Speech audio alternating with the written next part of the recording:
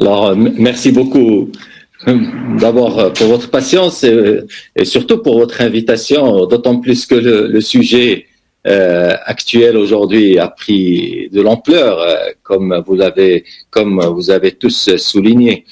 Et la Convention Médicrim constitue aujourd'hui, bien sûr, le seul instrument juridique international de lutte contre la contrefaçon et la falsification des produits médicaux.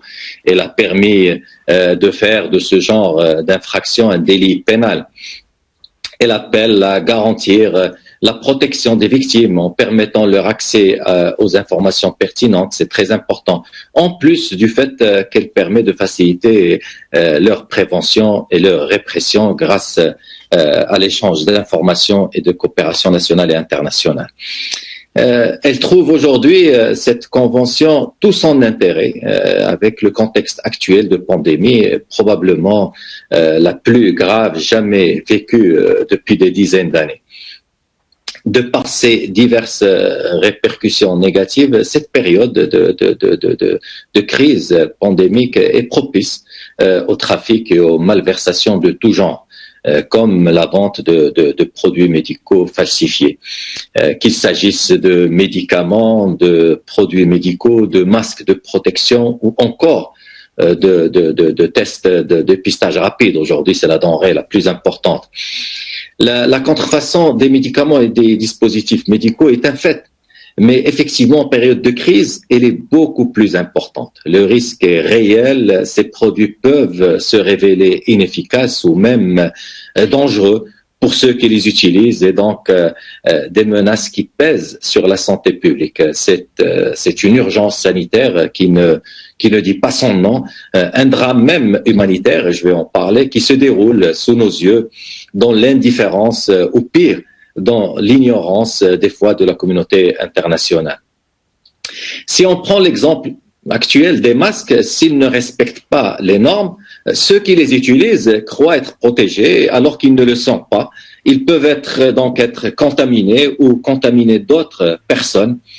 Même constat pour l'équipe falsifiée qui peuvent donner des faux résultats.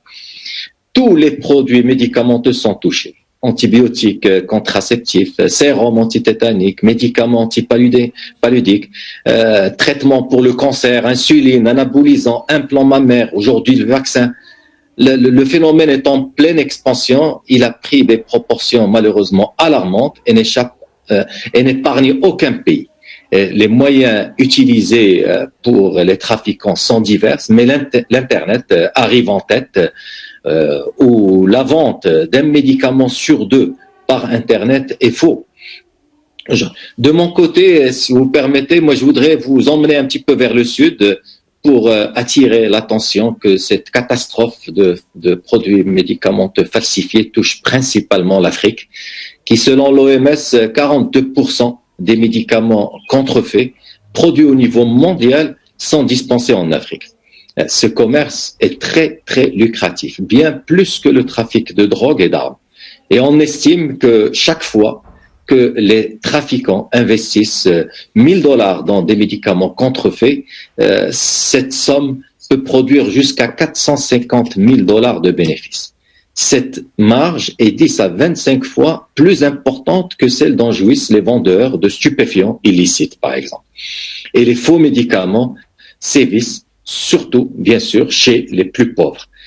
Une étude de 2015 a estimé qu'en Afrique subsaharienne, 122 000 enfants de moins de 5 ans avaient perdu la vie en un an seulement à la suite de médicaments antipaludiques de qualité inférieure ou falsifiés. L'antipaludique, ça veut dire la chloroquine. Et je rappelle en passant la place aujourd'hui que prend la chloroquine et bien sûr l'automédication dans le traitement de la maladie de la Covid. Et nous devons donc mesurer l'ampleur de la menace de l'utilisation d'une chloroquine encore falsifiée. De plus, étant donné que les gens ne savent pas ce qu'ils prennent, sans parler de la dose appropriée, les médicaments falsifiés et de qualité inférieure contribuent à l'augmentation de la résistance substances antimicrobiennes, que ça soit utilisé en Afrique ou en Europe, c'est la même chose. Cette tendance, elle ne fait pas de différence entre riches et pauvres, elle ne fait pas de différence entre pays du Nord et du Sud. La plupart de ces médicaments contrefaits viennent bien sûr de certains pays asiatiques, il faut aussi le souligner. Et dans certains pays africains, malheureusement, les circuits de distribution ne sont pas vraiment contrôlés et tous les médicaments ne sont pas vendus en officine, mais dans des souks, par exemple. D'autre part, tous les pays africains ne sont pas dotés d'une réglementation rigoureuse et beaucoup n'ont pas de laboratoires de contrôle pour analyser les produits contrefaits vendus sur le marché. Autant de paramètres qui font du continent africain un terrain propice pour ces trafiquants. Le Maroc, en pays, a été l'un des premiers à rejoindre la Convention Médicrime et contrairement à d'autres pays, heureusement, la vente de médicaments par Internet, qui est, comme j'ai dit, l'une des principales sources de distribution des produits contrefaits, est strictement interdite au Maroc. Mais si le Maroc est épargné pour le moment par la contrefaçon, en revanche, le phénomène de contrebande des médicaments a pris de l'ampleur. Les trafiquants achètent des médicaments, des fois légalement, dans les pays voisins, où ils sont moins chers, puis ils les revendent dans les souks marocains au niveau des zones frontalières, ces zones frontalières au Maroc où la contrebande est une culture.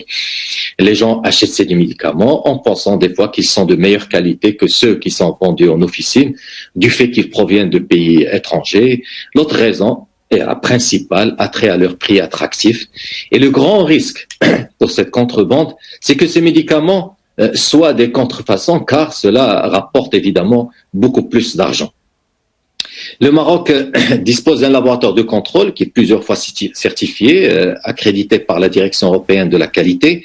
Le Maroc est classé en zone Europe pour la qualité de ses médicaments produits localement.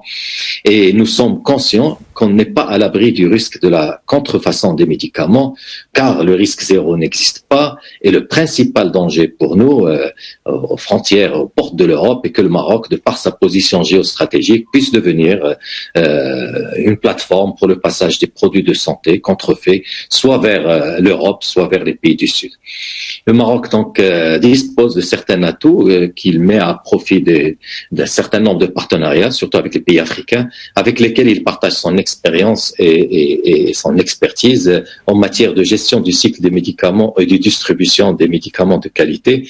Je rappelle qu'il y a une résolution qui est dans plusieurs pays africains, signée par plusieurs pays africains il y a 2 ans à Rabat, avec le Sénégal, la Côte d'Ivoire, qui était destinée à renforcer les efforts en matière de lutte contre les médicaments contrefaits et surtout en harmonisant la réglementation au niveau africain pour faire bloc contre ces réseaux. La menace est mondiale. La coopération nationale et internationale est indispensable conformément à l'esprit de la Convention Médicrime. Ces efforts au niveau international, il faut le reconnaître, atteignent très vite leurs limites sur le terrain. Car, comme vous savez, il ne suffit pas pour des États de ratifier la Convention, mais surtout avoir la volonté politique nécessaire et à sa réelle mise en œuvre. Et malgré l'amélioration des législations nationales, les systèmes sanitaires des États du continent, surtout africain, peinent à protéger leurs citoyens contre médicaments illicites. Et le grand problème, c'est que ces gains massifs, ces gains extraordinaires de la contrefaçon ne sont pas contrebalancés par un risque pénal important, car même lorsqu'ils sont pris, ces trafiquants en région subsaharienne, de faux médicaments évitent souvent des peines de prison. Ils payent une simple amende et reprennent donc leur activité. Tout ça pour dire qu'il est temps d'agir. C'est une ardente obligation parce que les victimes se comptent par centaines de milliers chaque année et que beaucoup d'enfants sont concernés. Ensuite, parce que ce trafic aussi, il faut le rappeler, ne cesse de croître et le mal progresse et s'étend partout. Donc, il y a aussi la nécessité, parce que ce trafic qui utilise les mêmes réseaux du crime organisé que les drogues et les armes illicites est l'une des sources de financement de la criminalité internationale, notamment le terrorisme qui fait malheureusement de nombreuses victimes en Afrique, mais aussi à l'échelle de la planète. Je vous remercie pour votre attention.